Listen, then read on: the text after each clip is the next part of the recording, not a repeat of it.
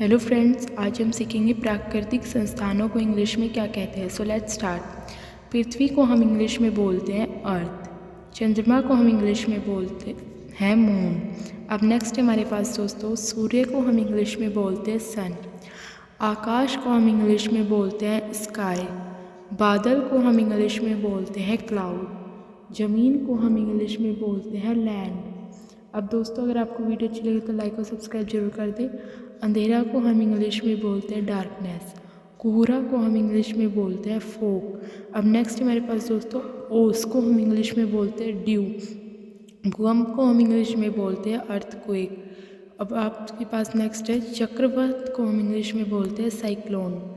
खाड़ी को हम इंग्लिश में बोलते हैं बे। अब नेक्स्ट हमारे पास दोस्तों, ग्रह को हम इंग्लिश में बोलते हैं प्लैनेट। जल या पानी को हम इंग्लिश में बोलते हैं वाटर।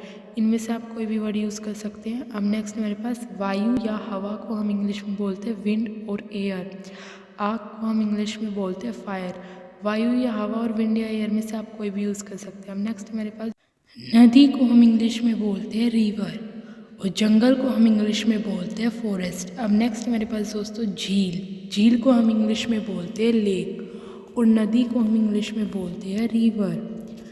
पहाड़ को हम इंग्लिश में बोलते हैं हिल और माउंटेन। खाई को हम इंग्लिश में बोलते हैं कैज़म। हिल या माउंटेन में से आप कोई भी यूज़ करते हैं। सागर को हम इंग्लिश में बोलते हैं ओशियन। समुद्र को हम इंग्लिश में बोलते हैं सी। सागर और समुद्र दोनों अलग अलग हैं। वर्षा को हम इंग्लिश में बोलते हैं रेन। चट्टान को हम इंग्लिश में बोलते हैं रॉक। वर्षा को रेन और चट्टान को रॉक।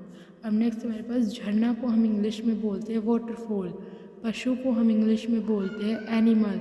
अब दोस्तों, आगे है ending. So like, comment, share and subscribe my channel. Thanks for